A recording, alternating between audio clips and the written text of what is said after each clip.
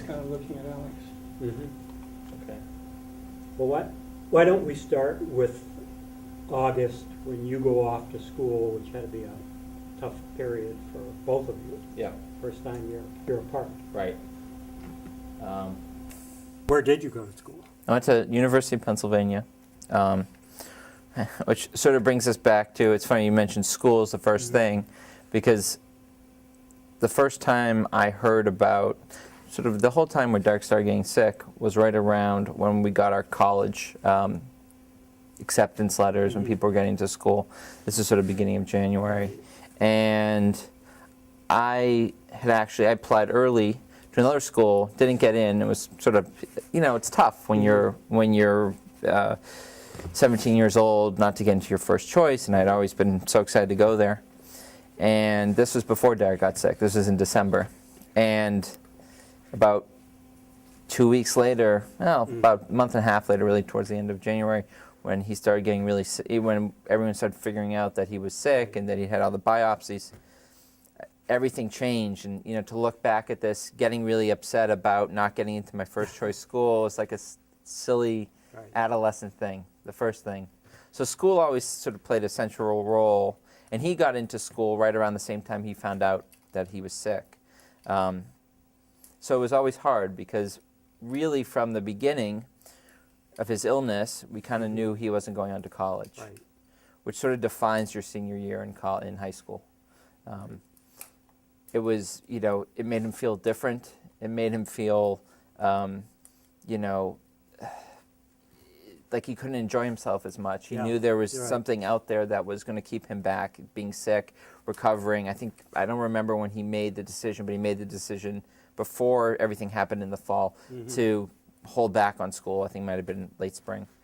And then I was going away to school, and I was very excited about the school I was getting. When I went to Penn, it was a whole new experience. It was a whole new life, and I knew it was going to be away from him.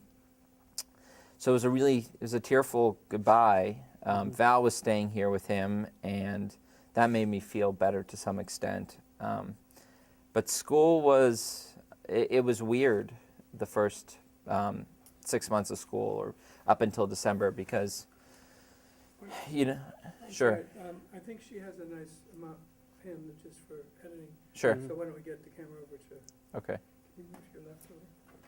Because Since you Alex is actually turning his head that way a lot, considered you might want to be more considered transferring to BU, I did. or did you transfer? I did. No, I didn't transfer.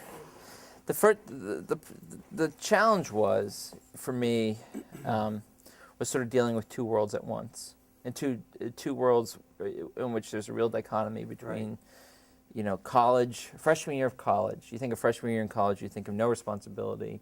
You think of all these restrictions that are previously placed on you as a high school student and them being gone. Exploring new worlds, meeting new people, being carefree. And at the same time, having this burden of being, sort of, I guess, a little bit wise beyond my years, because I was dealing with something that was totally different and was really preoccupying all my thoughts. So, for instance, I'd go to, a fraternity party, which, freshman year, you don't really know anybody, you don't know anything, you're just sort of running around, everyone's sort of doing everything, caring about, who do I know, where do I want to be? Do I want to be in this fraternity? Do I want to be in that fraternity? And I'm saying, these people, this is what's a big deal to you? Right? I mean, my friend is, at that point, seriously ill with cancer, 18 years old, and these people are just falling apart and having drama over the littlest inconsequential things. But at the same time, it was important for me to try to enjoy myself and to try to have my own life, and not to be at a point where all I could think about was Derek. But in effect, that's what happened. Particularly, thinking about the timeline now, September was pretty uneventful. October was when he sort of had some sort of collapse. I can't remember exactly what it was. And, he got sick, and we didn't know what happened again. And the last time we didn't know what happened to that point in his sickness was really at the beginning.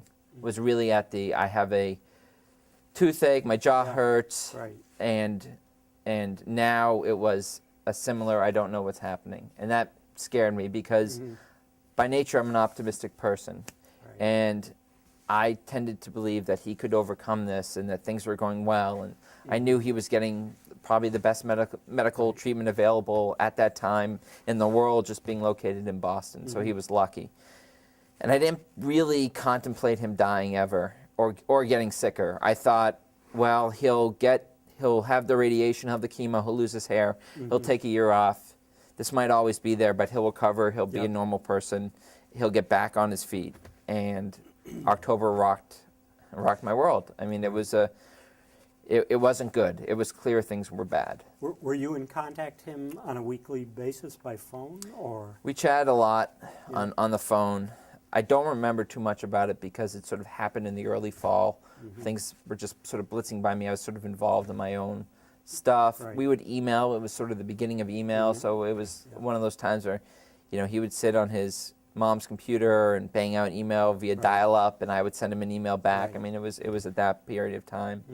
And we would talk, but to be honest, I don't remember. It was hard. It was hard for both of us. Yeah, you're juggling quite a bit. I had a lot on my plate. First year of college? I had and stuff he couldn't relate to. Right. And it was stuff that he wanted to experience that I was experiencing that it was hard because he was being held back. By the time he got sick again in October, our communications changed. One, he was, in and out of the hospital over the next October, November, December, in and out of the hospital all the time. I mean, he was in the hospital for weeks at a time. I would be in touch with Val pretty frequently, sort of checking up on status.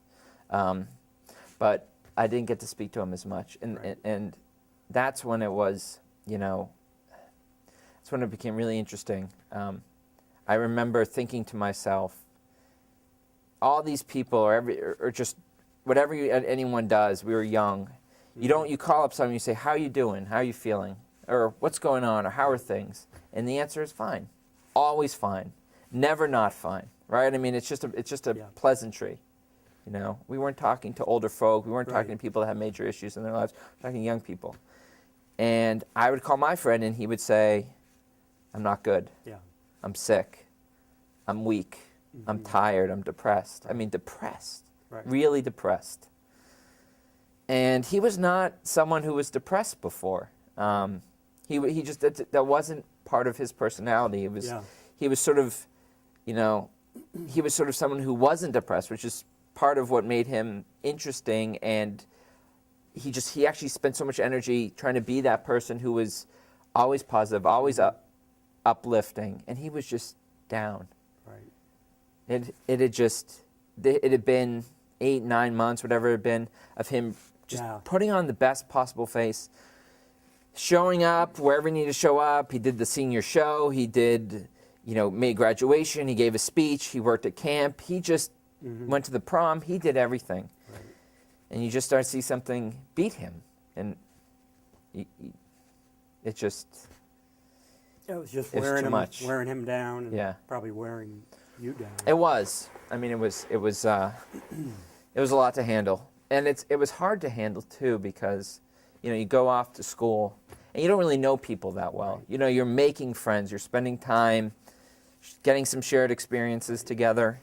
And I needed a different level of support from these people almost instantaneously. And it was, made very good friends. And, I have lifelong friends now down the road. And a lot of that was picking up after he passed away. Right. But it was a lot on them. I mean. Yeah, they didn't know Derek. They had no idea what you're going through. No, they can't relate. It's not even someone who has some clue of what you're going through. Or, when you're a little older and your coworker at work is losing a parent and you've lost a parent, you kind of know. Right. No one knows this. Right. No one understood.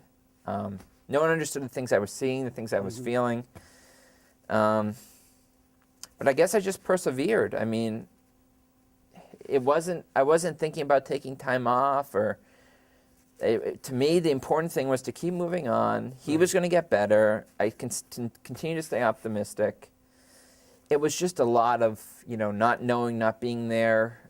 Every day was bad news. Every day was no news. Every day was the best doctors in the world don't know what's wrong with me. Was that the reason for not knowing and being far away? Was that the reason to consider transferring to BU? Yeah, you know, Was it more It's- Derek rather than yourself, or a little of both? I think a lot of it, well, yes. A big part of it was being back. I felt away. I felt like so much of myself was still here.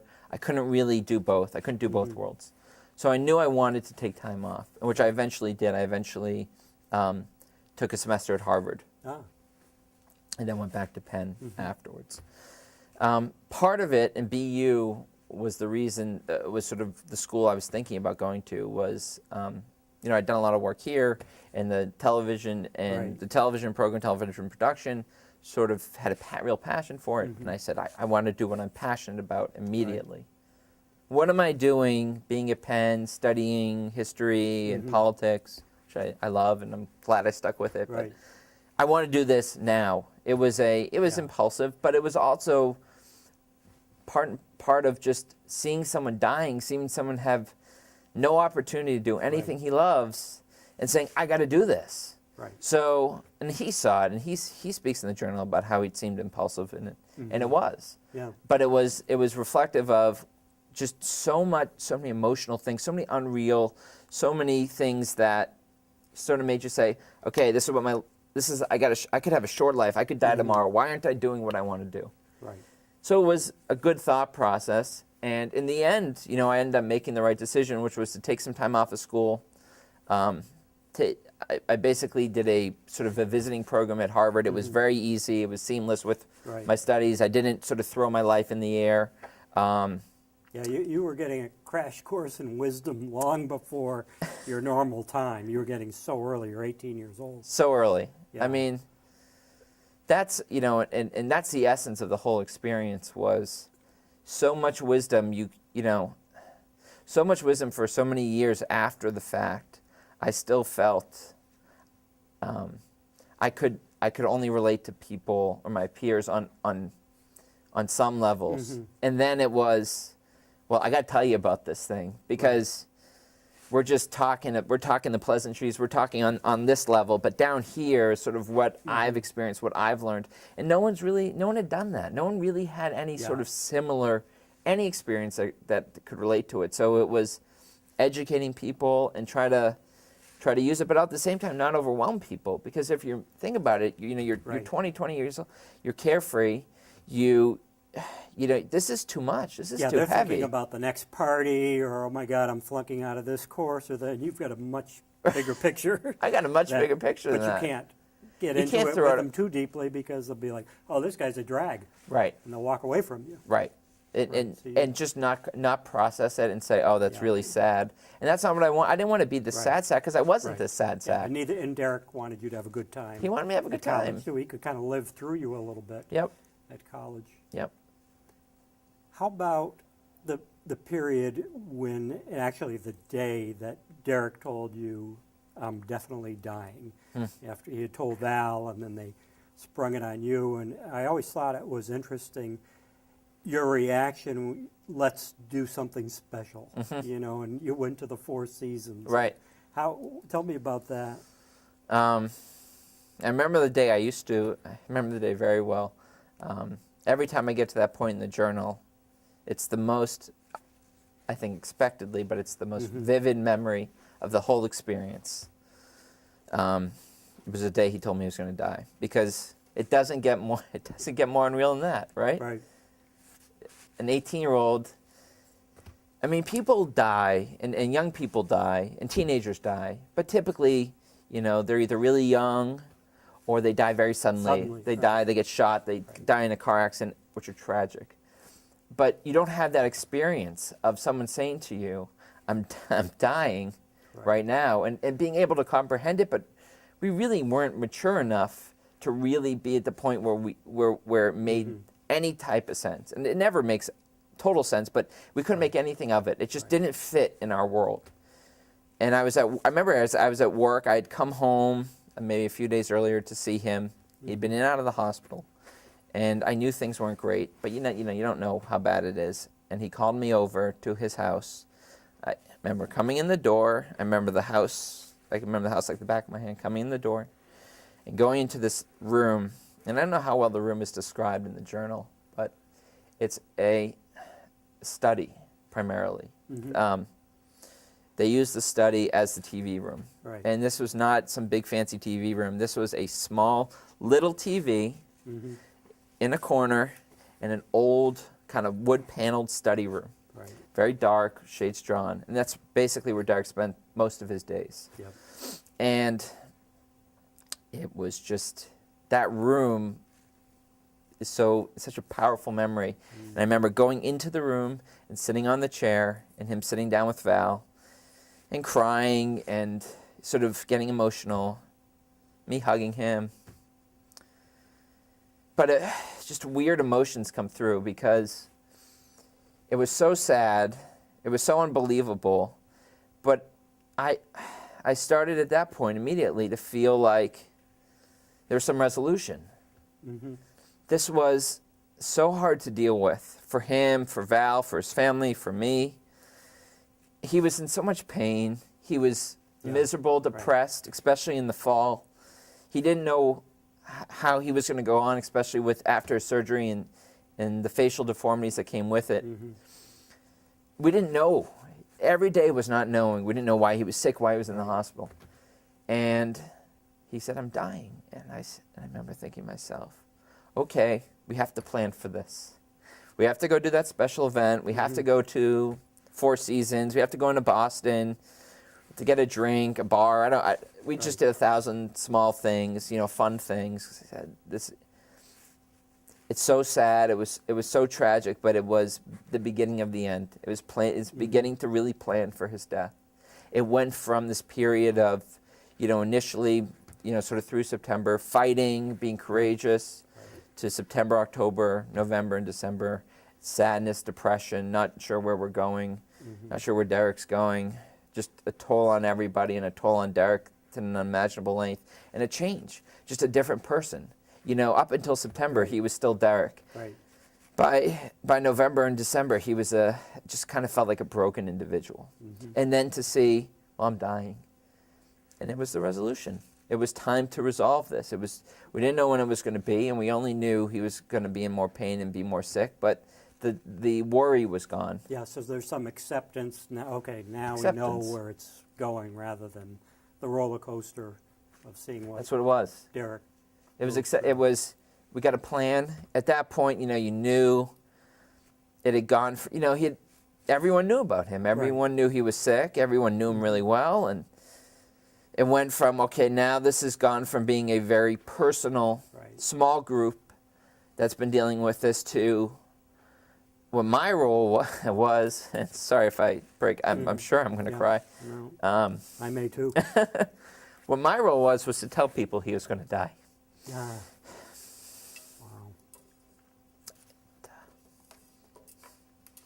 He did like the Four Seasons idea. He that did. You hatched. That's clear. He said he had a ball. Yeah, we had a good time.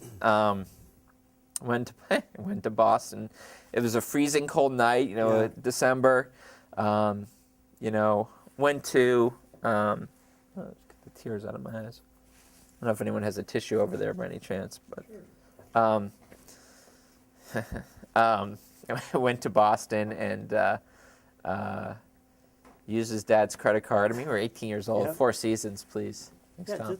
just to be in Boston. Just to do get something him out. fancy. Get It was him like out, right. to act beyond our years, which was really the intention. I mean, Right. what kids, really do that? And Right. we went to the Ritz-Carlton, had a drink, and we just talked. Yeah.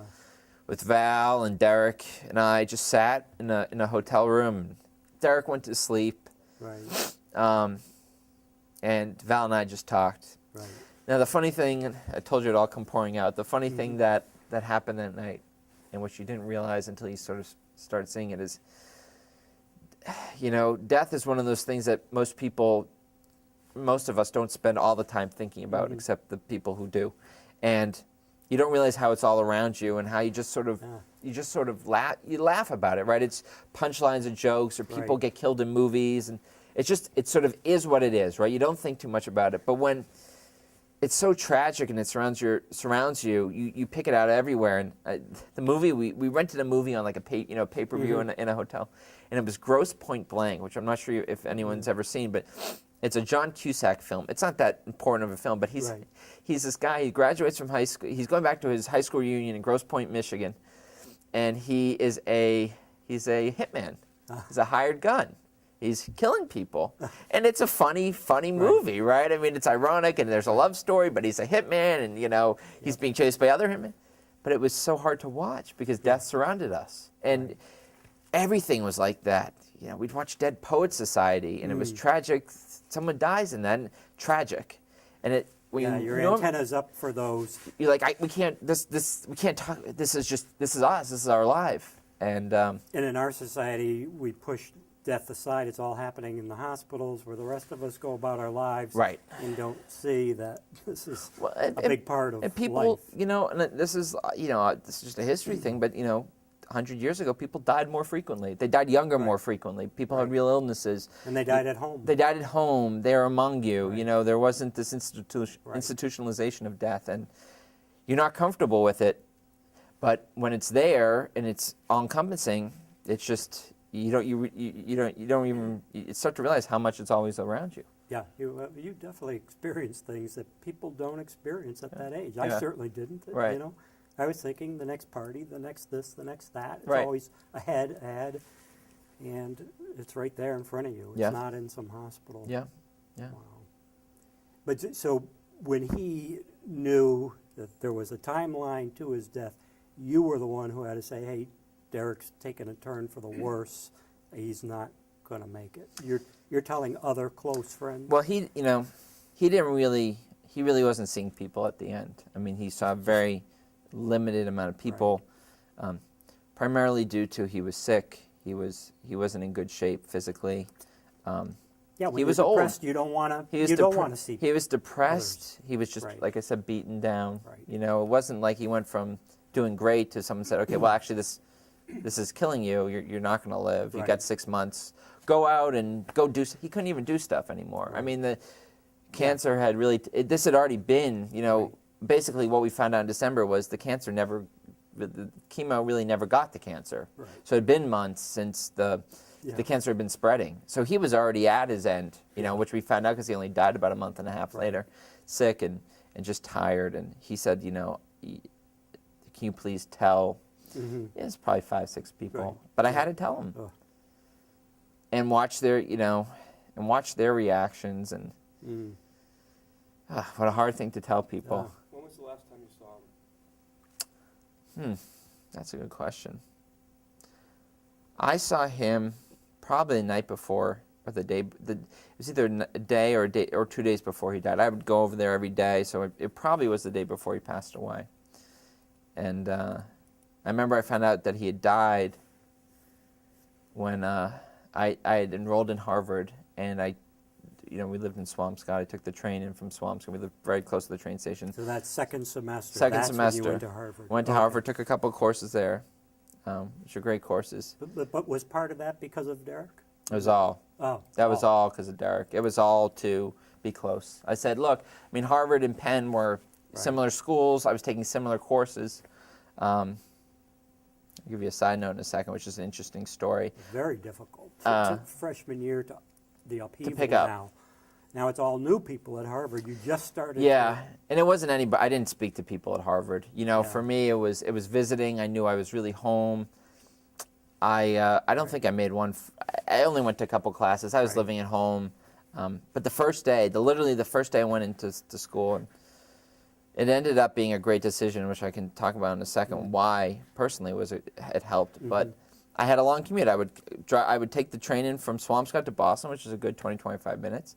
I'd change over to the Park Street Green Line, or take the North Station Green Line to Park Street, take the Red Line all the way out to Harvard. About an hour commute, 45 minutes, I don't remember. Right. The first day I came home, I'm walking home, I'm crystal clear in my mind. My mother comes to the steps and said, "Derek's died." The first day. First day. The first day, and I really came home not to sit around and think about it. I really came home to be here for him. So the Harvard experience turned into be a wonderful time for me to take myself away from the craziness of school, the social aspects of it. I had a girlfriend at the time as well here, a girlfriend from high school, that we'd gone together right at the end of high school. So I had some people here. Who was that? Jessica Maglione. Oh, yeah. Yeah. Is Jess a doctor now? You don't know. I don't know. Maybe. I think she might be. She may be. Anyway. And so I had someone here, Right. and going into Boston, and I would go down to Penn and see my friends there. I actually pledged a fraternity in absentia, which was kind of interesting way to do it. If you know anything about pledging fraternities, it's all about being there, being together. But Right. I had a couple guys that really went to bat for me and said, this guy's a great guy. We really like him. He's a good friend of ours. He's just going through the toughest thing anyone has to go through. He doesn't need to be pledged. He can just Right. show up. And in the end, when I returned to Penn in the fall, it was the best thing I ever did. But that time at Harvard was great because I remember just sitting on the train and listening to my music. I must tape player or CD player or something, whatever we did before MP3 players, and relaxing because I had so much to process. Every day I woke up, dreams about Derek, dreams Right. about what I've been going through, and I needed, those 6 months, 7 months to decompress. Was it because it was a lighter workload at Harvard and not the social pressures of being in a crazy Yeah, dorm? I mean, it was a much lighter. It was only 2 courses versus Yeah. the 4 or 5 that you normally take. And away from the dorm. And away from the dorm and away from the social life. Right. I just needed some quiet time to myself, which I think at first my parents were a little worried about because it's a lot of time Right. by yourself. But being at home and not being, not being with my friends that I had made, but I just couldn't. I needed some time to process. I needed some time to synergize. It's an interesting story because, you did it for Derek, but he dies on the first day you Yeah. do it. But yet, in the end, that's exactly what you needed. Yeah. Looking back. It was. At the time, you're probably going, Right. what have I done? What have I done? Right. Yeah. I don't even remember. I mean, once he passed away, it was just a flurry of, Right. it had been this, we sort of knew it was coming for a month and a half, and it went from being, private to a few people to when he died, it became public. It became what had happened. Everyone else was let in, Right. with the funeral of 1,800 people at the funeral. There's a beautiful eulogy you wrote. Thank you. Just fantastic. Thank you. Tell us about the first time you read the journal and how you knew there was a journal going on, but you didn't know too much about it because Derek kept it to himself. Yeah, I mean, he had been keeping a journal. I knew there was a journal because he would spend a lot of time writing on it towards the last days with this laptop. Must have been the first laptop ever made. It was like this big box. We would bring it in, and he would sit and he would write on it. And so we knew he was writing. Right. But he never shared anything he said. We knew he started the journal way back when to sort of Right. just sort of document his own experience, which sort of turned into this writing his last words. Right. But I couldn't tell you if the whole journal was 5 pages, 10 pages, or whatever, whatever, 40 pages, whatever it ended up being. I didn't know. I had no clue what was in it. I remember, I didn't really read it for a while afterwards, primarily because Peter and Sandy wanted to read it first. Right. I helped retrieve it off the computer. I remember doing that and storing it on a floppy disk and handing it to them. And they took it from there, and they shared it with me when they wanted to share it with me, when they were ready to share it. Right. I just remember thinking, all I want to do is read that journal. Ah, All I want to do is see what he wrote, because right. it was his words. It was like an unknown piece of him that I hadn't seen yet. Right. It's all I wanted to do. So when the rabbi read passages at the funeral, was that the first time you were hearing those Yes. passages yourself? Yeah. I think Peter and Sandy had sort of provided those to the rabbi Right. as appropriate pieces. Maybe it might have not, the funeral was a few days later. I may have started reading it before. It's a blur. But that's all I remember is just wanting to read it and saying, okay, I gotta wait. I gotta wait till they're comfortable sharing it. Already. But, I did, and it's just an incredible piece of work. Were you expecting something different? Were you surprised? Were you blown away by the writing and the insights he's making, the advice he's giving to so many of us. I Or think- all of that kind of. You know, be honest, I wasn't surprised because we were living it. Mm, The people who read the journal for the first time, who were outsiders, really weren't living it. But we lived that. Right. Those insights were gained from talks we had or experiences we had, and his reflections on the events were obviously very well composed and thought through. And some of his deeper and sort of darker moments, Right. he didn't share with me. mhm. He just wasn't that person to do that. That I just wasn't, I guess, not our relationship, and maybe he shared those with Val, but I don't know. So those were a surprise. Right. I'm sure I knew he felt them, but we never really opened up at that Right. level. But his insights, I knew he'd provide these incredible insights because I'd seen him evolve. You know, I would go home every night, especially at the end when he was dying. You know, from December onward, I would go home and tell everyone what happened that night, and it was like telling this. It's like telling, like a movie, telling a story. Right. I mean, Right. what he went through, what we talked about, what he was discussing, what his thoughts were. He would talk about it, Right. and it was too much to say it was inspiring then. It was so real then. It was just in the moment, but it was not. It didn't feel like a real situation. It felt like an alternate reality, and we were watching this Mhm. boy go to become this old, wise individual. Right. He Yeah. was physically going from it. He was physically losing all of his youthfulness. Within a year, he went from being a strong, strapping, young, athletic guy to, an old man, Right. diseased and dying. And there's wisdom that's gained, and he gained that wisdom. He Right. shared it in his journal. When I first read the journal, I had to do it in pieces. It was just too much for me. Were you able to go right through it because you were so curious and it was a last connection? Yeah. I couldn't do it. I had to keep getting away for a day, then coming back. I think because I read it in such a time where the journal was emotional, but every day was emotional. Every day, Yeah. every day bits you were of in being crying or emotional or, Right. talking about it or feeling. To me, it was it's all you want. When someone just passes away, all you want is remnants of them. They're, Right. they're clothes that still smell like them, pictures you haven't seen of them with you and them before. I remember we found some pictures that I had never seen before, and it's like they're still alive. Right. So the journal, the first way to read the journal for me was that he was still talking to me. Right. Later on, it is hard to get through because it is so dense with emotion and storyline, and sort of it just makes you stop and think every time. Once you're outside of the initial period, it does put you back into this place where you're like, you start thinking about everything in your own life. Right. Where I am currently, I mean, I reread it now, and you start, okay, how does this relate to me now, right? What does this make me think about my own situation? What is he talking about? Hey, even at my age, Right. some of his suggestions and wisdoms, I'm like, wow, I got to start doing that. He's right. He's right. Time's running out. He's right. We don't know our You know, time. I think he's a very unique individual because the way I always thought about it was, like I said before, people just don't tend to have time to think about their own mortality Right. at 18. Right. Either they're young, they're sick with cancer, a lot of young childhood cancers. Kids aren't articulate enough Right. to really express their thoughts.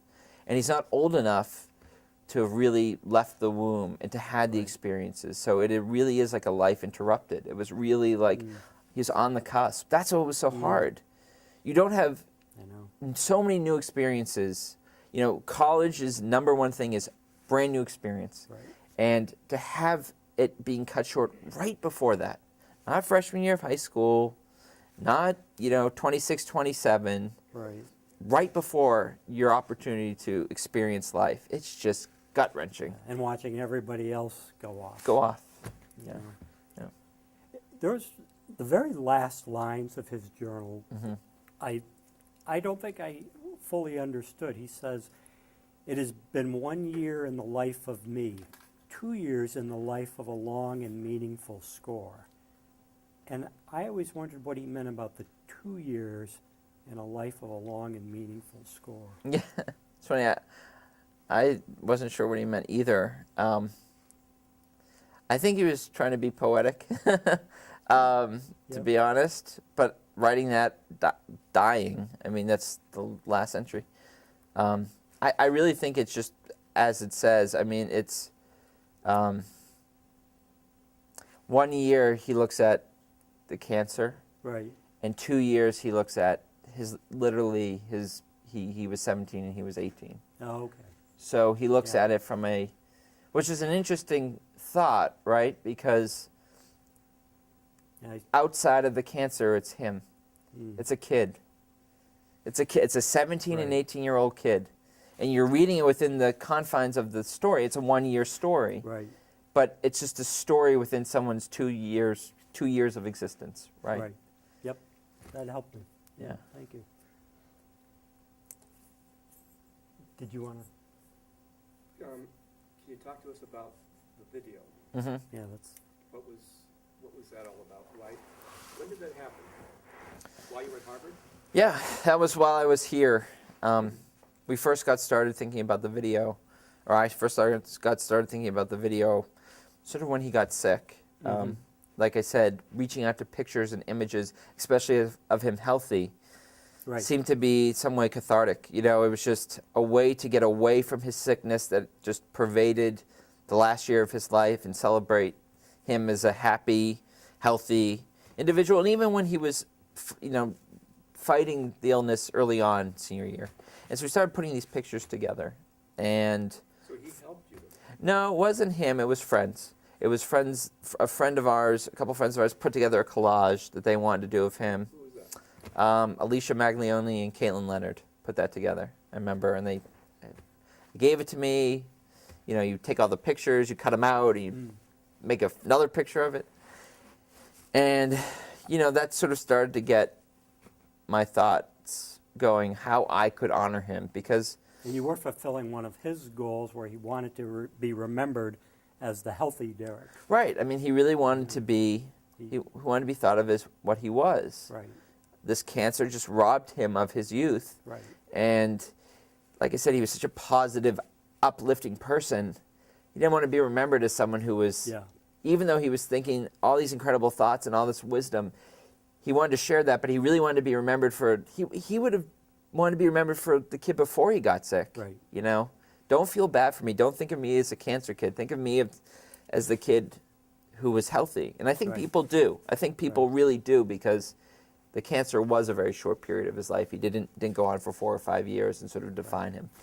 But I thought of the video because, I was very involved here in TV production, and junior and senior year was a lot of what I did. And we had a lot of footage from junior year and early senior year. And then I started talking to Sandy about older footage and getting photos together. And I said, that was what I was very passionate about and really thought I could express myself through it. So I'm going to do it. And I had a lot of time on my hands. And Tom Reed helped me out, getting me some time in the old studio at the high school, and putting together, really a video montage Right. of his life, and trying to just put it all together for people. I mean, it was, like I said, it was 13 years ago. It wasn't an age of YouTube where everyone has a video up online. It was, I think, something that was pretty unique, and that I thought people would really appreciate, and I think people did. It was And fantastic. still do. Yeah. That is, the experience of reading the journal in class is powerful. It's sad, it's inspirational. But they also feel like they're reading a novel. These are characters out of a novel. Then when we roll your film, it just hits them so hard, reality, to see him coaching Powder Puff and the junior show, and imagining that he was sick at that time. And it's an incredible tool that I thank you for. Well, that was the point. It's video. Video was not something that was so readily. You had to go out of your way to get video, right? I mean, of everyday people. Everyone didn't have a cell phone and a iPhone and just taped every second of their lives, right? That didn't happen back then. Right. So it was special to see him move into. I just remember watching some of those. If it was looking at pictures or reading his journal, which was incredible, I would break down at those videos. I just lose it. I mean, I remember just losing it a number of times because he was living and breathing again. And it was such a treasure to be able to watch it and to see him talk and be happy and to be a normal person after just losing And him. steal that basketball. Do you remember Steal the that basketball? part of the video? I remember well. I remember all of it. Was that really? Correct me if I'm wrong. He misses the 2 foul shots. Right, and then he steals it and kicks it back someone to a layup. And was that the sequence or was Yeah. that edited? No, That was the we sequence. found some footage. I think I used to record those games. I remember I used to do that, right? Because I thought that was kind of like, now there's perfect. He fails at the 2 foul shots, Right. but he stays in the play afterwards. It was just, It was beautiful. It was beautiful, and that was him, right? I mean, Yeah. it happened to just be the footage we had. To be honest with you, I mean, I can't imagine. We wanted to find a great play, and that was just a great play that he had just done. And basketball was obviously a very important part of the story because he gets sick right during the basketball season, and I'm not sure he doesn't really talk too much about it during the in the book, but In the beginning there, though, yeah. it's a big concern. What will the coach think? What will the coach He doesn't even think? know how bad he is, but he's already... And I saw that on the other side because he's getting sick and he wants Right. doesn't really want everyone to know his Right. business, Right. and no one knew. And it's high school, and there were rumors going around. Where's Derek? I mean, he was out of practice for weeks, right? I mean, something happened to him. Right. Oh, he's sick. Oh, he's got an STD. Yeah. Oh, Right. he failed out of school. I mean, crazy stuff, Yeah. right? But he didn't really want anyone to know, so I didn't really say anything. And I remember I think I told the coach, because I was on the basketball Right. team as well, and I was like, no, Derek's got cancer, or Derek Yeah, has a this is tumor. serious. And everything changed, and we wore his number, and we did some sort of ceremony where Val took a flower for him. It was again, very surreal, very surreal. What is the name of the song on the video? There's one primary song. I can kind of hear the beat in my head even now. It's that song is from Rent. It's the theme song from Rent, which is Seasons of Love. Okay. And it was just it's just an incredible song. It's a great... It's yeah. just a great song. I haven't seen the video in months, and that beat is going through my head right now. I remember panning up around that photo collage, and it's just an outpour of emotion. I mean, he's so animated, he's so happy. Yeah, I remember talking to you about panning, and you were always a really good camera person, but this was before, you didn't just scan each photo and Right. digitally move it around. No. You actually moved the camera around a poster. Right. It was a little poignant, sort of ironic for me. I'm sure I didn't tell you at the time, but most of my experience at doing that I was telling you about was from making montages before the wedding videos I Right. used to do. Right. So I used to do these things celebrating the lives of Right. young people who were joining together. So Right. you'd start with pictures of the guy, pictures of the girl. Right. You'd move up to the, and it was moving, sad, but very poignant. that Yeah. You were doing it about celebrating a life that was over. Yeah. Of someone who was younger than the people and getting married, Yeah. right? The video also is great for non-readers. My 18-year-old son is not a big reader, and I would tell him about the journal and thought maybe he'd get a little curious, nothing. Then one day I said, well, what's pop in the video? That got his attention. It's like, oh, wow, he was on the basketball team like me. Wow, he seems like a good guy. And then he started leafing through the journal a little bit. He's just not a reader. Right. But the video got him interested in the story, and now I can, like after this interview, I'll call him at college, Right. say, guess who I was with, Right. you know.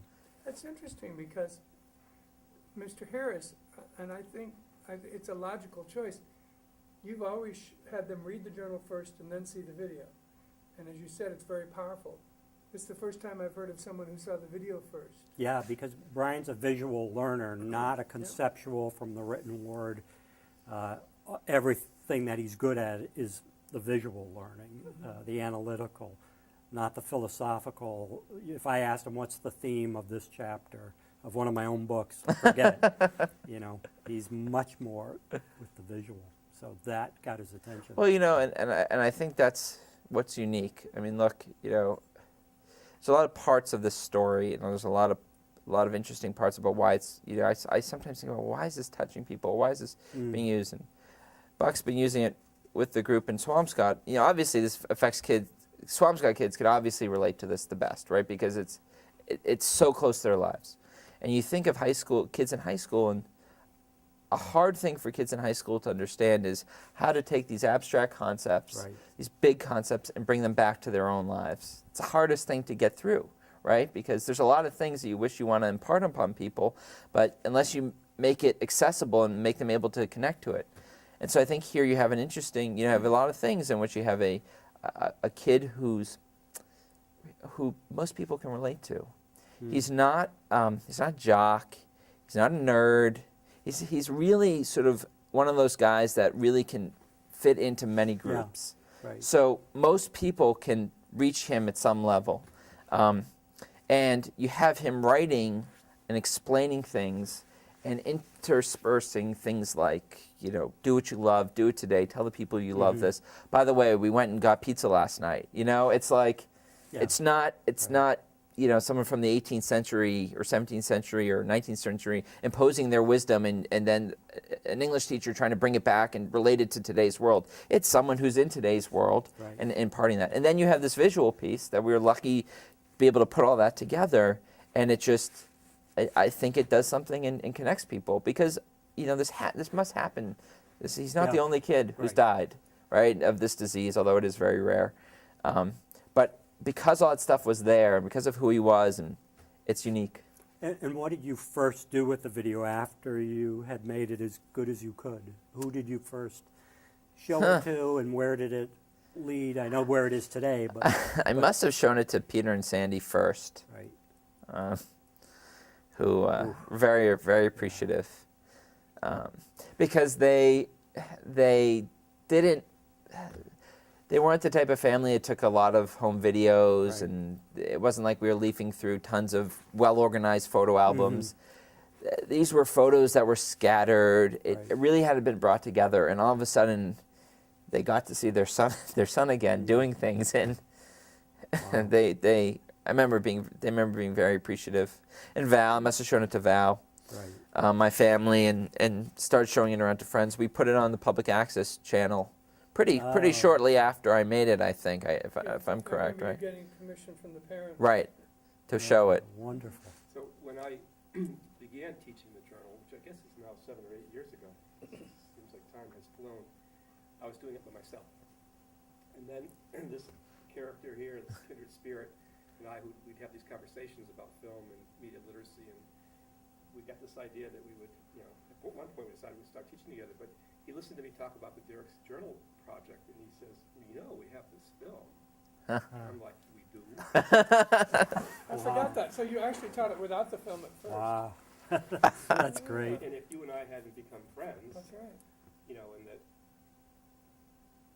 Yeah, What a dug it fun- up. It was in the archives at that point, right? I mean, Along with Death of an Innocent, which was, I I mean, was thinking about that the other day. because serious, that it's not that often, not that many kids make serious videos. Right. We made 2 of the most serious Yeah. moving videos, because understandably they're mostly entertaining Yeah. themselves and just working as a group on these Right. fun projects. But you made 2 very serious videos. Yeah, yeah. so when I watched the video, Uh-huh. and I probably have read the journal more than anybody else. Yeah, because I can imagine. sometimes I feel like I could almost, you know, decide it. The film makes me cry. Yeah. And it's the pictures of him as a little boy, that little, you know, going from really little, you know, he's doing the muscle. You know, I'm the father of a 15-year-old son who was very, very ill when he was young, so I have this kind of resonates in a way that otherwise it might not. And then the collage with that song.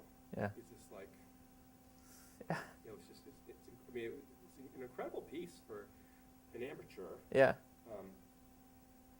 it kind of endures.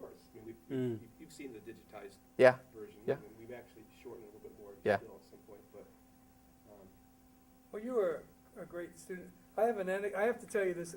This is one of my few Alex Abrahams anecdotes that I've told over the years. I still remember. This was 13 years ago. You came into my freshman TV1 class Yep. late, like 3 or 4 weeks into the Yeah. class. You had taken something else, and then they switched you in. The guidance counselor brought you in. I'd been teaching for almost a month. Right. And I gave you the handouts, and I said, I know why don't you read these, see if you have any questions. Right. You'll probably catch up. But I have a test on Monday, and you don't have to take it, or why don't you take it, we'll see how you do, but I won't count it. Right. And you just looked up at me and said, I'll be all right. and then you got the highest grade on the test. No After kidding. 2 days Wow. in class, and just reading the material once. I remember that. Wow. I So, remember yeah, that. He's going to be all right. That's great. Now, but back then your goal was to make movies, and it's ironic that this was your last Yeah, my last movie you made. Yeah, you know, it's funny. It's funny how you say that. You know, my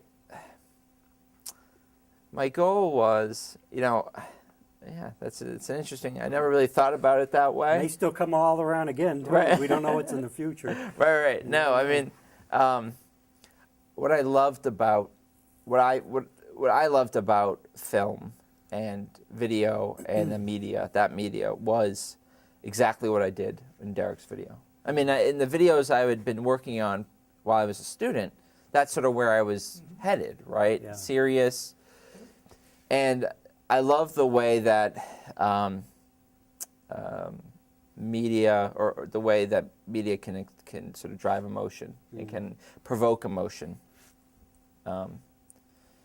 And I did. That's what that was. I mean, Right. that's exactly what that was. It was the most emotional thing for me at the time, and hopefully, the most emotional thing, tragically emotional thing I'll ever have to see.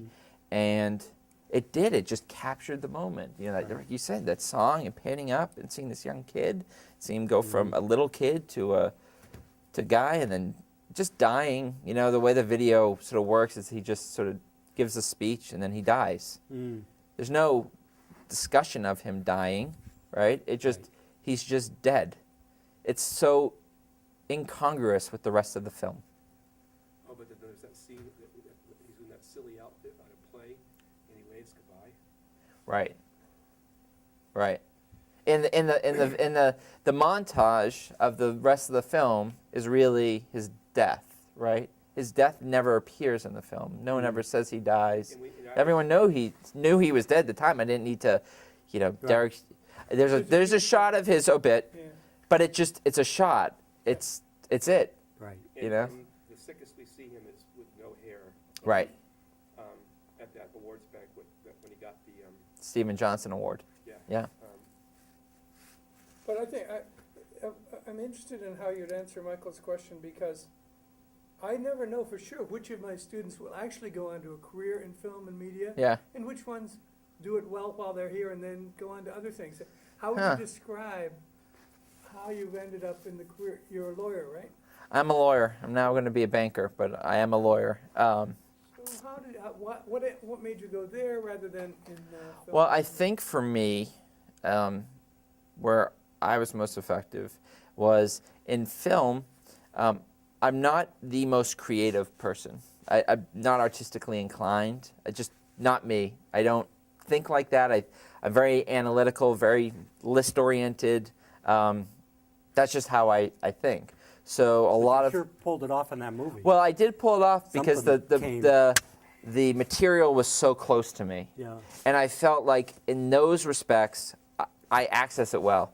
At the same time, I don't write, I couldn't see I remember thinking about a career in film, and in college I took some film courses and did a film, storyboarding the whole thing and thinking it through and I was just like, I can't do this. This is just not me. I'm not interested in it. I'm not creative enough. I mean, I was, again, actually in college, I did another short little film, like a dramatized version of Derek and Val, actually. I did but I don't want to show anybody because it really wasn't that great.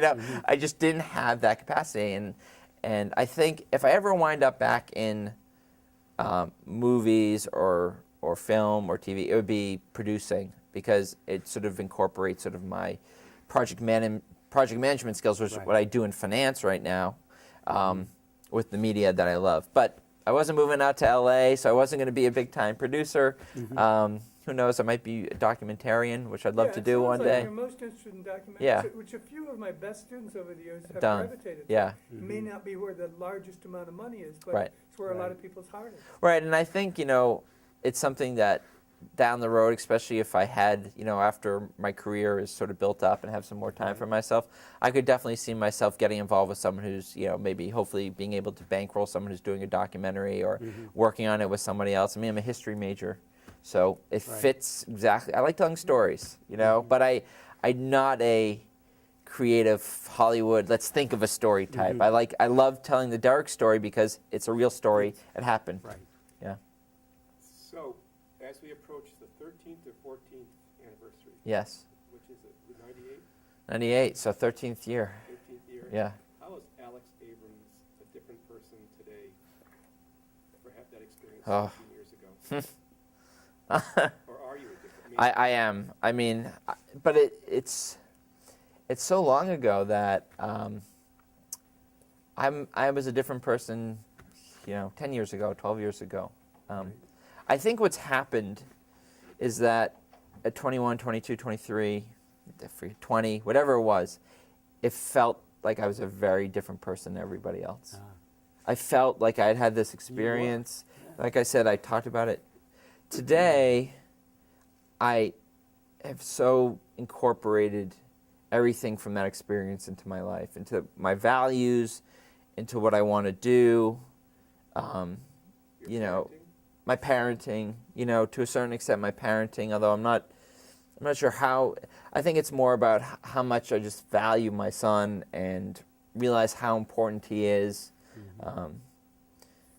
Just my whole value system was dictated by that, and I think I had a pretty good value system before, but I think what it did is it allowed me to make a lot of choices for the better, because I had already sort of had that wisdom imparted to me at a young age, and really was not interested in doing the things that took me off of that system. Yeah, I did some stuff that was fun, but I was always so focused on, I'm not going to take anything for granted. Nothing, not one day for granted. Because life I've seen it go away.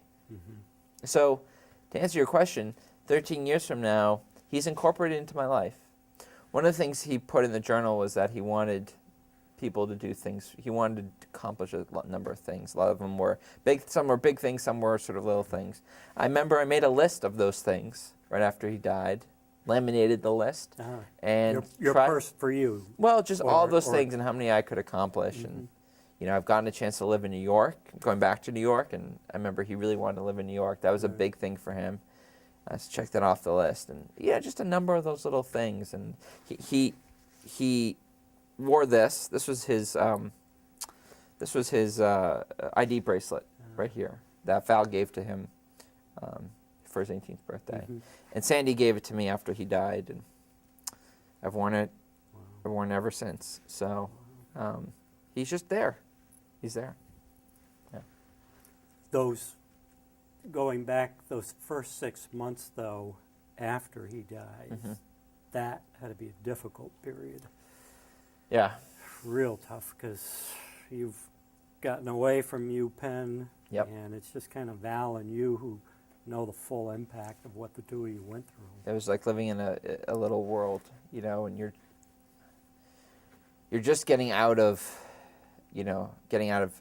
you've just experienced something that hopefully you never have to experience again. That's so tragic. So you have so many layers. You have the fact that you're no longer there caring for him and taking care of him, which is withdrawing from that is hard, right? Because you're used to your emotions being so in that type of scenario. Your emotions are tied to his well-being. Yeah. It doesn't matter how much you want to try to feel good. If he's sick, you're going to feel bad, right? So that's done, right? So you're starting to think about yourself again, and then you just miss him, right? And then you're dealing with your own mortality because you just saw someone die, and you're trying to live each day for life to its fullest and try to respect and enjoy everything. And then you don't know how to incorporate everything you've just seen into your life. Right. What do I do? You know, how serious should I be all the time versus should I just have fun? You don't know how to you, do right, it. you go to either extreme.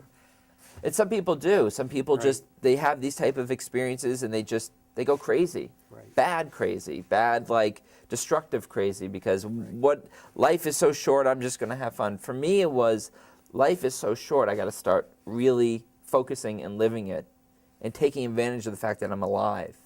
And after I had a couple of great experiences when after I was at Harvard for 4 or 5 months and sort of just kind of remember it was a winter. I mean, it was the spring, but it was just a winter of solace.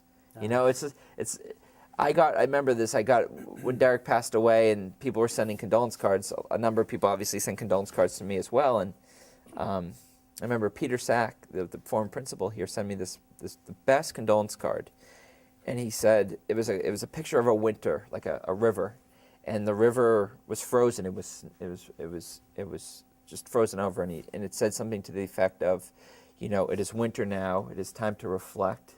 It's time to look within. Soon spring will come, and things will pass. And it's true. It was a perfect card. It was perfect for me to relate to at the time, and it was how it was because he died in the depths of winter, and by the springtime and the summertime, we started to heal. At least I started to heal. I don't know about others. Right. I went on to I worked at a summer camp, which you can't get much more relaxing than a summer camp upstate New York with friends of mine from college. We had a great time, carefree, Wonderful. totally out of it. And then when I returned to school in the fall, I joined the fraternity I got involved with, and I much like me, I became vice president. I was super involved in it. I was so committed to the organization. And a lot of that was because I had experienced such an extreme loss. Right. And I never found I never was able to obviously find someone to replace Derek, but I was able to find this organization that welcomed me in. And that was the path to recovery. That was the path to transitioning from a deep, dark phase in my life to be able to integrate that finally and go forward. Right. Wait, we need to change tapes for a second. Something I learned today that I wasn't aware of was that, I mean, the journal, he projects himself in the journal right to the end as being incredibly optimistic, you know, more concerned about others than himself. And what you've told us is that actually there was a lot of depression, as would be expected. Yeah. Why do you think he kept the journal? And why did he write it the way he wrote it?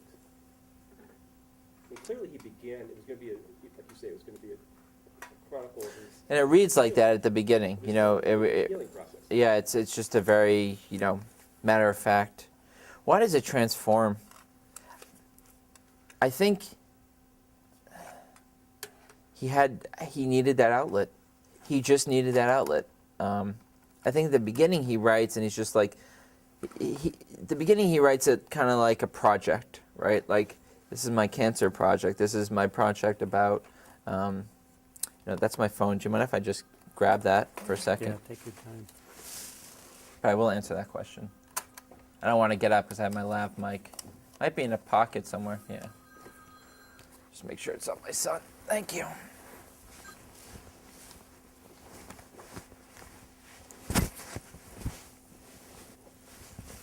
Somewhere in here. In that beginning, it's almost like he's writing a diary, Yeah. you know, that we might write at that age. Then it starts slowly morphing into something more, Yeah. where he's thinking of leaving something to help others. It does seem like he's. But in the beginning, it's writing with almost an like, audience in mind, here's for what's sure. happening to me, and it certainly pulls you in. But maybe he, even before We're not live. he found out it was I'm going to just terminal, throw that back he there. I'll keep my phone here just in case. So you asked why. I've only written, I wonder if he wrote when he was in certain moods and not others. He did. He did. He needed the outlet. it was just too much to handle. Yeah. That's what it was. He couldn't effectively convey how he felt. There was too much alone time. Mm. There was too much isolation from everybody else, from society, from the world. I mean, the way I think about it is him holed up in the study, but Yeah. that's how it was, because who else is like him, right? He's not an old person dying in a nursing home. He's not a kid with his mom and dad, tending to his every need. He wants time away because he's 18, but he can't go live on his own because he's sick and dying, and so he can't do that. Right. So he's stuck. He's just stuck. He says, "You don't know how it feels to be me." He's right. Right. I wonder if today, someone like that would get on the internet and find you said it's rare, but there would be other people. I think he would. Some sort of support group, some sort of chat group. But yes and no, because to a certain extent, I think maybe especially at the beginning of his illness, he probably would have found that, or would have found it connected with some people online. At the end, it was dark. Right. Life is dark. And he's looking for any nuggets of sunshine and wisdom and any value that you can extract from a dark period. Right. His options keep decreasing and decreasing, and here's this one outlet for his creativity and to leave something to help somebody, And he's just to be doing something instead of in that little room that you described. I didn't watching know that. TV. And he wasn't, you could tell he's not normally a TV watcher, but Right. when you're sick, there's not a lot of options. You read a little bit if you have the energy, but Yeah, he doesn't have the energy. He Yeah. really said limited options, and he's very creative. right. He always wanted to be an architect, which Mhm. was his goal, and just saying he's very creative, an artist, and it's just he needed that creative outlet, Right. and that's what this was.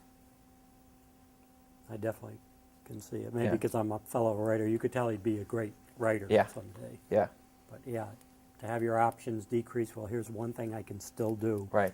And boy, he makes it clear at the end. Yeah, I don't want it to disappear when I go. right. Because he struggled to have any religion. He didn't really seem to. No, he wasn't Sometimes religious. He talked as if he were an atheist or. Yeah, he wasn't religious. We were both very involved in the Jewish community, but it was at more of a cultural level than a religious level. Mm-hmm. Yeah. Which is one way that it strikes me your story might differ from, here and there I've encountered a story of someone who's had to struggle with a terminal illness, but often there's a religious component or a faith that there's something afterwards, but this is about now and this Right. life. And Yeah, he's focused on what I would focus on, which it's all about how you treat one another and how we're operating day to day in normal life in these extraordinary circumstances, and the bullshit's cut out. It's just gone, right? There's none of it. The only thing you talk about are things that matter. Mm-hmm. And so the situation distilled what needed to be distilled down to the important lessons, and for an extended period of time. I think that's why it's so fascinating to adolescents, because they're right at the time when they're really trying to figure out what matters. Yeah. I think that's even more important than the carpe diem. Yeah. Because as you said earlier, you could use that to justify hedonism and partying, but really what he gets at that's even more important is figuring out what matters. Yeah. I mean, putting together your value system is something that takes a number of years, and Right. this experience, forced me to do it in a very short period of time. But, a lot of people can get lost along the way putting together their value system, especially once they leave the comforts of high school and move on to college and the wider world. And there's just so many pitfalls. Right. And sometimes people get lost before they have a chance to really put together their value system. And the nice thing that I think Derek can impart is, look at all this wisdom I learned. Don't go mess it up, I didn't even get a chance to do it right or do it wrong. I didn't get a chance. So just listen to me, listen to what I've learned, and use that and think about that every time you think you're put in a position where you need to make a difficult decision. Whether it's your own safety, whether it's your own judgment, whether it's about not having a fight with your parents and becoming estranged from them Right. because of something stupid. Those are the important things, because people they get caught up, and I've never, to be honest with you, I don't understand it. That's a lasting thing. I don't understand when people get caught up in the bullshit, because it's already been distilled for me. That's a beautiful thing, because you got it at 18, but it's so. My comment would be, it's so easy to get caught up, Right. And yet, I can't understand how people do it. It's because you got this at 18. That's Right. why you can't understand. And it. you The sometimes rest of us go, oh yeah. you get caught up in it, easy. but you can, But- when you look, Yeah. no, no, this is, let's get over this, let's move past this, let's do whatever we need to do, because this is not important, and that is. And I also thought he was really trying to help kids in the future who come down with illnesses on helping not only them, but the people around them to respond in a correct way, a way Right. that's helpful. And that leads me to my final question, where there's some kids who did the opposite of what you did and pulled away from Derek because it's all too much and it's all too depressing, and because it would be easy to pull away. I've seen that happen in some situations. It's funny you mention that. I remember a friend of mine. At at school. He said, "I can't believe you're doing this," or this is when I was taking a semester off. Or he's like, I can't remember the story, but a friend of mine or a cousin of mine got sick. I stopped calling them. I couldn't deal with it anymore. And I couldn't imagine that. Right? But as much as it was for me, and I'd look at Val, who was at an even deeper level of sort of further engage. I mean, she really took a relationship to a new level once he got sick. That's just in our personalities. That has to be there. It has to be the reaction, because it was overwhelming. It was terrifying. It was scary. But there was no other way to handle it. Right. He was too good of a friend.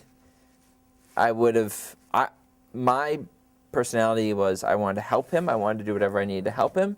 And once he was sick and really, really sick and dying, I wanted to do whatever was necessary to make him comfortable. And in his journal, it's almost like he's written a guide for friends of other sick people. Here's how you respond. He keeps going. Thank God I have Alex and Val. I could never go through the next 24 hours without them. He keeps, Right. And it's almost like a guide. Here's what you need to do. Because no one knows what to do. Who Yeah, knows people- how to people teach feel awkward, so they don't say anything and they pull away, or they don't want to be around the person because they're so depressing. It's the very time you need to be around Right. the person and almost be there for them, even when they don't seem like they don't want you.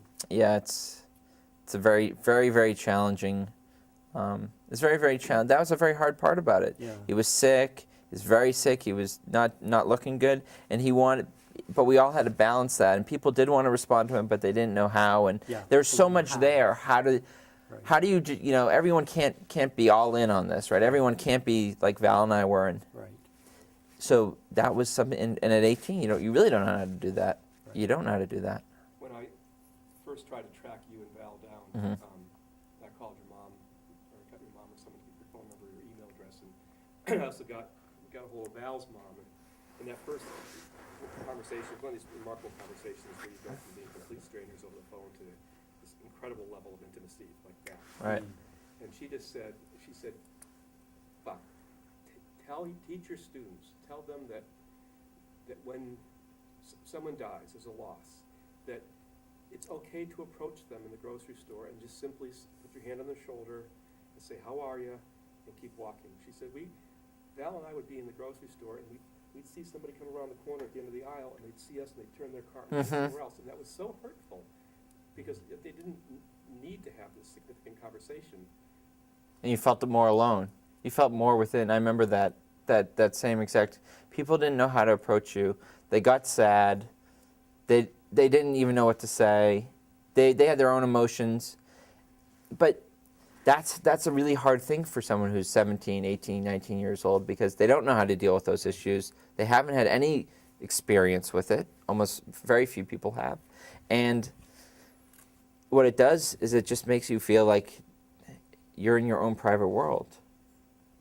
And I think your Judaism, as a recovering Catholic, my perspective, having been in this community now for 15 years, is that I think that Jews understand how to grieve in ways that the rest of us don't. You know, we had that funky little prevention center in the high school that Lenny Spartos and I started. Uh-huh. And the day that they announced that Derek had passed away, Bernice Mitchell, like the Jewish mother of us all, Right. just, I was there trying to figure out what the fuck should I do? Right. Pardon my language, Devin. And then in comes Bernice, and she just took care of everybody. Really? She held them, she cried with them. It was just like, Yeah. wow, this is something I've never quite seen before. It was a big part of the recovery. I mean, it's interesting you say that, but I never really had direct experience with death. Older relatives had died, but no one that I was very close with.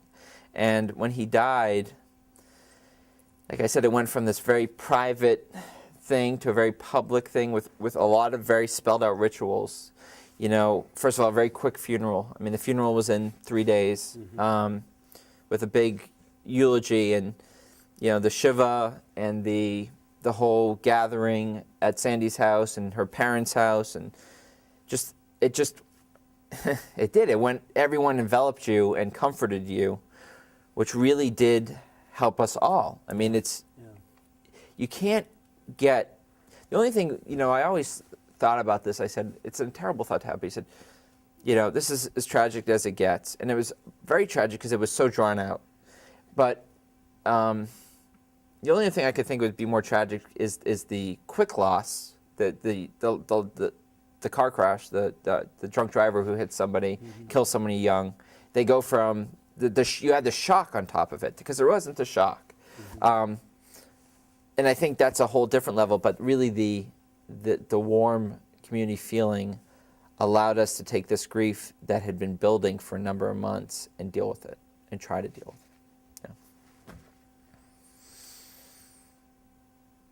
Wow.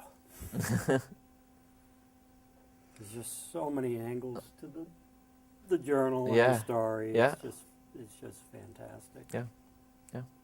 I even think it will help kids who are being bullied if everyone reads this and they realize, wait a minute.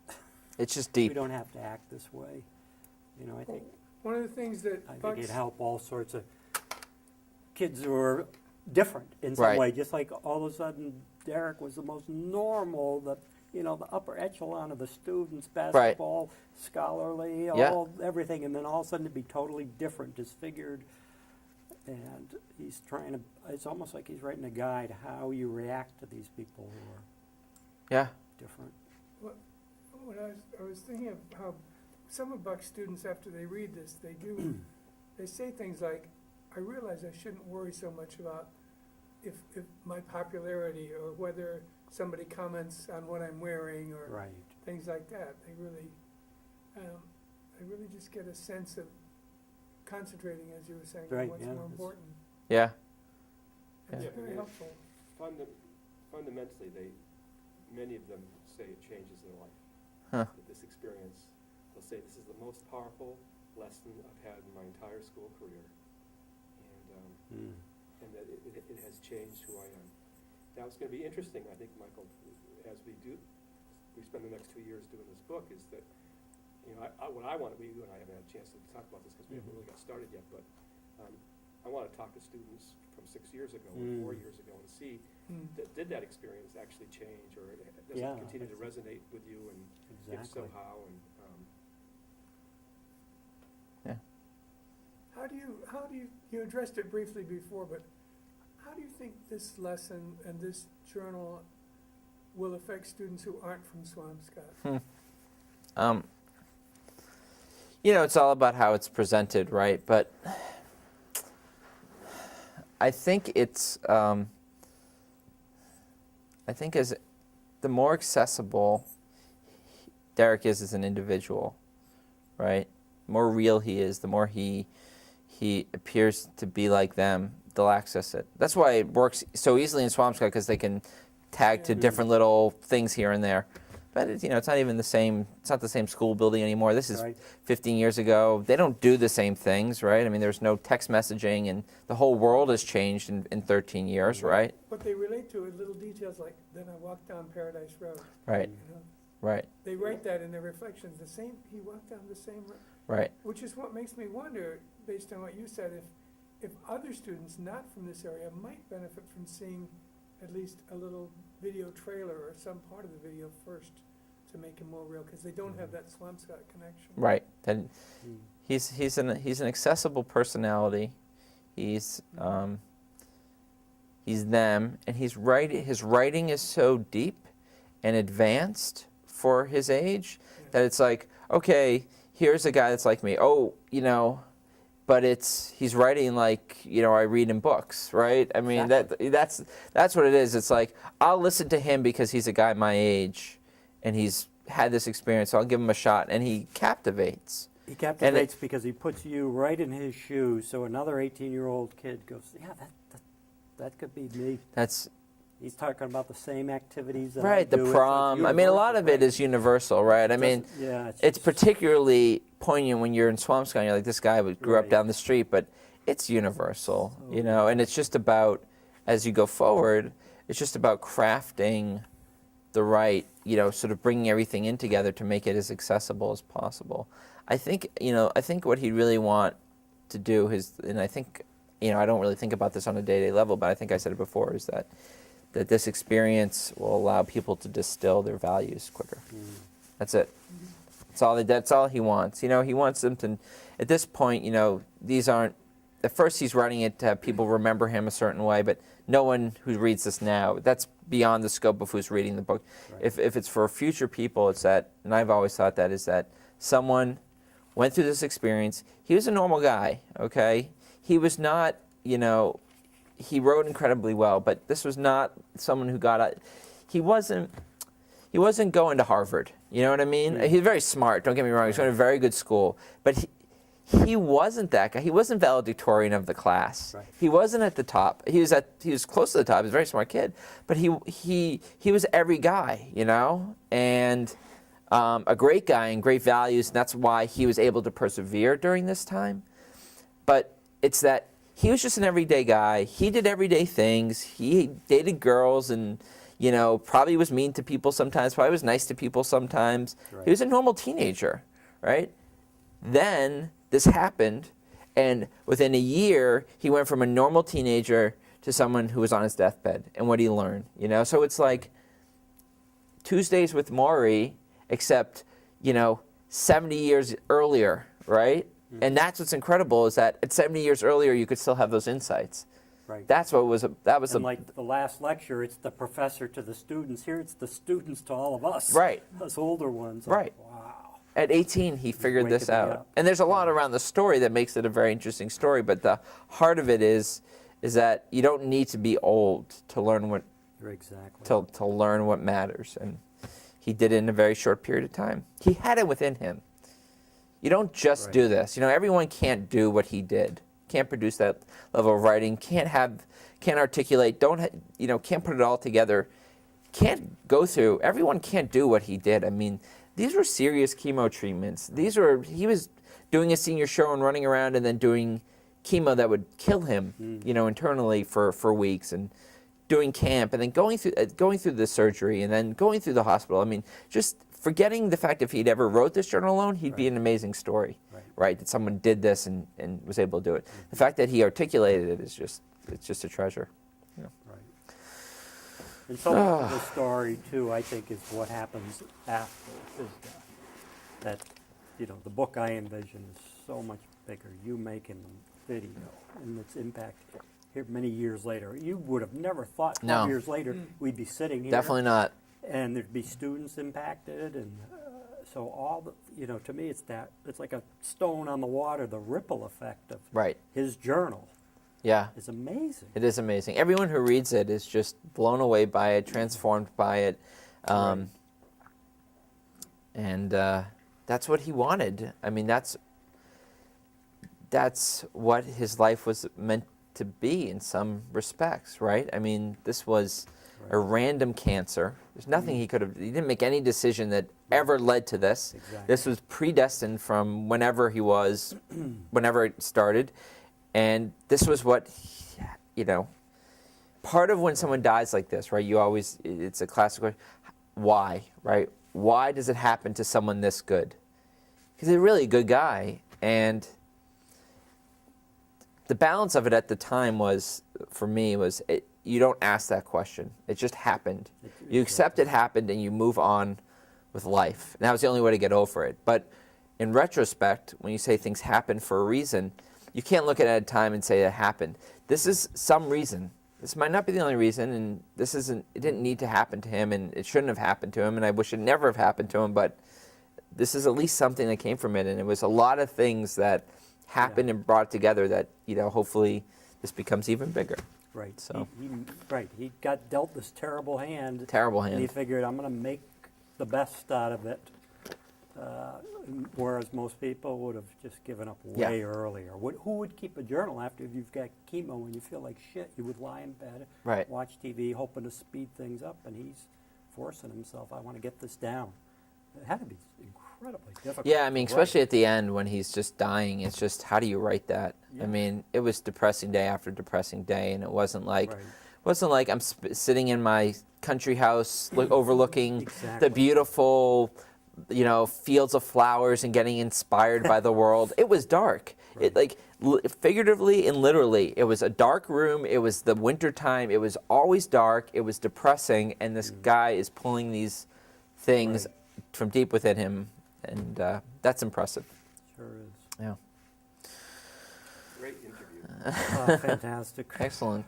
The hardest part will be, what to leave out of this book. Right. And it usually is with a great story. Yeah. But that's my job. Yeah. I get, So you guys are just getting started on the project, right? Yeah, I had met with Buck In August. in August with Sandy and Peter, his Mm-hmm. dad, and his brother was there. Originally, I forgot. Well, Buck was in a session I was teaching called, it was at the Mass Teachers Oh, yeah, Association, yeah. yeah.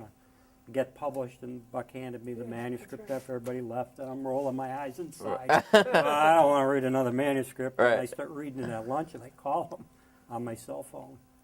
I go, oh, man. And he goes, how far did you get? Thinking I got halfway through it. I said, 3 pages. I said, we got to do something with this. I don't think that's the way it played out. Something like that. No, I spent about 20 minutes telling you the story, Yeah. and then you looked at me and you said, I haven't read the journal yet. This story is so much bigger than your limited vision of this teacher's With how guide. you went through the teacher's guide, And right. then you looked at me and you said, you and I are going to write a book together. It was like within 20 minutes you had said that. I was Really? like, yeah, I don't remember that part. yeah. I just remember the journal itself going, I can't believe it. Yeah, it's My overwhelming feeling was, sure, there's the sympathy part, Right. but it was more just love. It's like, yeah. where's this coming from? I'm sitting with all these teachers in the cafeteria, and I'm all alone. I'm afraid I'm going to break down weeping, and the whole place is going to wonder what's up with that guy over there. It is reading. love. It's That's love. because you only stick around and you only deal with that. The people that were around him, we were all there for one. There's only one reason, right? If there's one real value, it's just, Right. and it sounds so corny and it sounds so cliched. Love, love, love. Right? All you need is love, and he says it, but it's so true, and it feels corny in a commercial sense and like talking about it and. But when you really get down to it, because you don't get a harder situation than watching an 18-year-old die, Right. slowly die. You only do that because of love. Everything about life is difficult, but you love somebody, Right. so you stick with it. Yeah, And that's what it was, and it comes through in his writing. right? And his love for everybody, thinking ahead, well, who's going to watch out for who? And my parents, I'm worried. Yeah, about those my brother. directions. Yeah, it's wild. He had a lot on his plate, even as from his own life and his own family life. He wasn't the easiest life, and Right. his parents were divorced Right. relatively young, and his older brother struggled a lot Right. with mental illness. He was the shining star of his own family, and Right. he persevered in the midst, and I think I said this in my eulogy, he was always the guy persevering in the midst of his own craziness in his own life and Right. really bad stuff. And that was so impressive in itself that, then it happened, then even more was thrown at him, and then he comes out alive. Comes out, I say he died, but he came out alive. Right. He came out alive, It's an incredible story of preservation in the face of extreme adversity. Extreme. Right. And I know that's a lot of what you write about. I sort of read up a lot of your other next- stuff. I'll send you a couple of the books. Yeah. Do you have a business card with your? Or, You know what? Or let me just get down, or you write down for Let me me give you your my email. address and email. Yeah. Your mailing address too. Yeah. So I can, Send the books. Send you I'll have a you send them to couple, 'cause Florida. on one hand, this is so different than some of the books, but on the other, what you just said right there is exactly what my other books are about. Yep. Overcoming incredible odds. How do these people do it? Yeah. It's a And, different and what do they situation, have to but teach us? there's a current movie, 127 Right. hours, Right, that Right. pretty much deals with that. exactly. And people are drawn to that kind of story. Right. They want inspiration from One it. inspiration and They want inspiration to get what beyond can we learn from it? the day-to-day. Can just get Right. you down. And the way to rise above it is to figure out what's really important. And once you do, you're just that much more empowered. And people Right. want to And be sometimes empowered. to make tough choices. Yeah. As in 127 hours. Yeah. And How is that film? Is it great? I Is thought it, it was really well done. yeah. I actually, initially I was a little disappointed that it didn't take the approach of staying completely with him Right. in that trap. Right, crab. right. I thought it was gonna be all him. And instead there's a lot of flashbacks and things he imagines, which makes it a more lively film, but And it's not the one I originally envisioned. And accessible, except Yeah. you might appreciate just that from a more media Almost more as an perspective. experiment Right. to see how they did it technically. Right. But actually I ended up liking it a lot. Yeah. I think. Interesting. It was a Interesting. good film. My wife liked it. Well, I think also Derek's story, or 127 Hours, or probably some of your other books. Mm-hmm. Another thing is possibly people are drawn to it because we don't have to go through what Derek went through, but we're all Exactly. mortal. We all know eventually we will have to face that. Right. Right. And so there is a sort of a now and then in the distant future Right. way in which we relate to these things. The extraordinary is always very interesting to people, Mhm. right? Because Right. ordinary is boring, right? Ordinary is your life, Mhm. but people just think of it as like you said, like it's other. And the interesting thing about Derek is it was so integrated into. I don't think your students approach it as the other. He's not looked at it like the Right. other. He's looked at like them. So many times when people have these things, they just say, "Well, those people are different." No one says it about Derek. Yeah. Yeah. He's not different. He's you. He could have happened. It's like one of those things. It could have happened to anybody, right? They always say Right. it could have happened to anybody. It was a random, rare cancer. That's why your video is so perfect for Yeah. this. Yeah.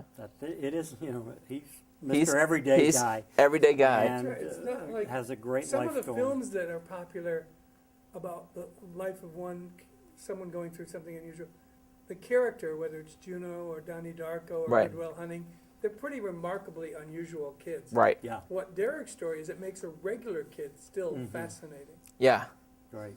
Right. Because he was just, I only met him a few times to really have. He's a regular guy. And I remember thinking, Right. what a nice guy. It's Right. like I was overwhelmed almost with what a nice guy. Right. Right. Because a lot Just- of kids are nice, but he was really just friendly and nice. Yeah. You just liked him. Yeah. You just liked him. But as you said, he wasn't, what a brilliant, eccentric Right. person. He No. wasn't like that at all. No. No. But the story will be so much more than Derek. It's Right. Val's story, it's Alex's Mm. story, it's Yeah. that, what happened. I was always curious, what happened to Alex? I felt like I knew you a little bit from Right. his journal. Right. So this has been fascinating for me. Now I know what's happened to Yep. Alex. Yep. Good stuff has Yeah. happened Yeah. because of it. Yeah. And Val's story has got its own twist. Oh, it's got its what own she's twist. Gone through. Yep. I'm sure his brother as well. Yeah. so- There's a Yeah. baby Derek, right? Have you been And, told? Yeah, Yeah. he was there. Oh, you met him? Yeah. I haven't met him yet. Yeah. Yeah. Very biracial, Yeah. very cute. Yeah. Very cute little boy. Brian Brian's doing well, Yeah, Brian is doing well. He's doing great. remarkably well. Yeah, remarkably well. Have It's you a met his wife? blessing. I may have, but a while back I've met him. I remember recently. I typically see, if I see anybody, I typically see Sandy because my parents stay in touch with them. Yeah. For like, Facebook friends or something like that now. Stay in touch with you. And Alex, Speak down the of it. road, as I actually get going with Buck on the writing, you'll get to see Great. everything. Great. Proofread, get me where I'm mistaken, and Sure. correct errors, the work. I can't wait to Yeah. see how this turns out. I'm gonna very be curious. I am too. It's great to hear that, I think what was so exciting, Buck, when you're first starting it, when you're talking about teacher's guide, I said, well, this is great, how can you move it forward? But this is just a whole nother level, right? I mean, this is like, if you get a teacher's guide, I mean, this is like a story unto itself. Right. And that's exciting. And, That's I have exciting. mentioned it to fellow writers and a few trusted people, and their eyes light up. Yeah, It's not like, what's he getting into on this. It's more, they show an interest, like, Yeah. that would be something. right. And I think the educational aspect is inspiring too, how not only the lives of the people, but how Buck's Yeah. work with his students has It- kept that going and made it additionally Right, I inspirational was for years. jotting down, maybe different parts to the books. I was talking about the ramifications in part 2 in the video, and Alex and Val. But then part 3 was Buck's use of it in the classroom, Yes. the students' response, and, I'm sure there's so many surprises you're going to tell me about students that, Yeah, that's the most inspiring part about it. yeah. That's what he wanted. He wanted to take an average 17-year-old, 18-year-old kid and really make them think about what's important. Have you seen any of the letters they write back to I you? have. You showed some of them to me. They were blew my mind away. Blew my I mind know, away. and maybe we pick the best of some of those and get permission. Sandy would say they're kind of all the same. I mean, they are kind of somewhat redundant. And then occasionally somebody will have an adverse response to it, and there's always a story behind that. Mm. Tragedy in their own life. So what? This kid had everything going for him. He had parents that loved him. He got the best medical care. My friend, blah blah blah, didn't. So, but whatever. That also stirs that stuff. It's interesting. Not very many, but 1 or 2 a year, maybe? Yeah, one of our Metco students, who was very shy in class, talked about how she'd had 3 close relatives die in drive-by shootings in Boston within the last 12 months. Oh my God. And that was her response to Derek's journal, which I'm still reading that one in class because it's such an important lesson. But so she's kind of like, well, this is white rich kid, so From what? some- My right. cousin died in my arms. Right. Bled out in front of me. Yeah. Right. Exactly. When I was 18, I went through something somewhat similar. My sister was in a car accident and was severely brain damaged and never recovered. Still is. Never recovered. Was both paralyzed and Oh brain my damaged, God. and still is alive. So that was how many years ago? 30 plus years Wow. ago. So I do know what it's like to be 18 and have something thrown at you like never before. It Right. just took our family upside down, and I remember I couldn't talk about it then. Like the way I can talk about this now, I couldn't do that. I could get 3 words out and I'd clam up because Right. it was too much. Right. That had a, I kind of know what you must have been going through with Yeah. your other people at UPenn when you first went. How Yeah. you can't even You- talk about it. Yeah. People would come up to me. I was at St. Michael's College, and they would come up. They'd heard about the accident. Oh, how's your sister doing? Like it was a common cold. And, Right. Where do I begin? Not well. Right. I mean that's yeah, the, they didn't know. they how don't to want react. right. They don't want to hear that. They don't want. They don't really want things to be bad. Yeah, exactly. They want to smooth things over. Right. No one wants to really delve into it and really hit those raw emotions. So Right. Most people would never bring it up right. or to Talk offer any around kind of it, comfort. right. And some of the ones that did would bring it up in totally the wrong way. Right. In front of a big group. Hey, how's your sister doing? Like, Right. So I think that Derek's journal kind of teaches, okay, here's what friendship should be like. Right. Yeah. Well, All that right. was great. That was Thank you great. so much. Hey, my pleasure. How long are you up for? Just a couple days, just for the weekend. Get some time in with my parents.